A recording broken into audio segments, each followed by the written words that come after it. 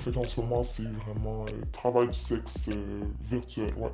Webcam aussi. À date, j'ai fait 800 $ en un mois.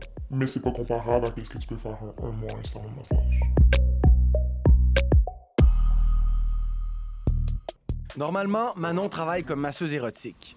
Mais depuis la fermeture temporaire de tous les commerces non essentiels en raison du coronavirus, elle essaie de joindre les deux bouts. Donc ça, c'est OnlyFans, c'est une plateforme... Elle partage donc des photos et des vidéos d'elle nues sur un réseau social payant.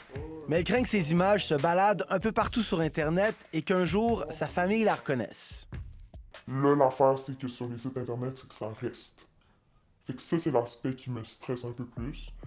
Manon a déjà travaillé comme escorte, mais avec la crise actuelle, pas question de proposer ses services. L'affaire, c'est que toutes les danseuses sont fermées, les salons de massage sont fermés. On regarde en ce moment sur les sites d'escorte et c'est incroyable comment il y a beaucoup de filles qui se postent en ce moment. T'es obligé un peu de baisser tes prix. Moi, descendre mes prix, c'est un gros non.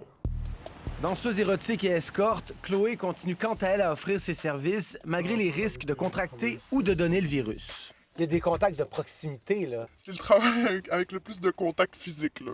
Mais je fais juste ça en ce moment avec des gens que je connais depuis très longtemps, là. Sinon, j'aurais peur. Est-ce que ça t'effraie éventuellement d'attraper le virus de cette façon-là? J'y ai pensé.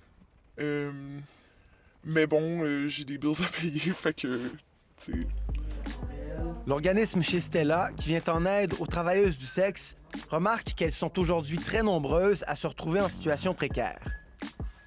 La vaste majorité des travailleuses du sexe ont dû arrêter de travailler dès le début de la crise, dès que les risques sont devenus évidents. On a des femmes en ce moment qui sont dans des situations de pauvreté extrêmes, incluant des femmes avec des enfants parfois là, qui ont de la difficulté même à se nourrir leurs enfants.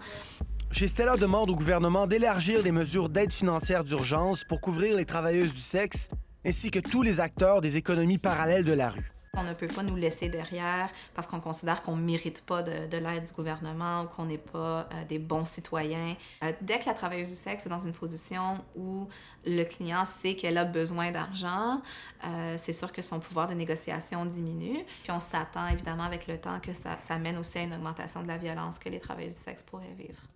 Pour l'instant, seuls les travailleurs qui peuvent prouver avoir déclaré au moins 5 000 $ de revenus au cours de la dernière année ont accès à de l'aide du gouvernement fédéral.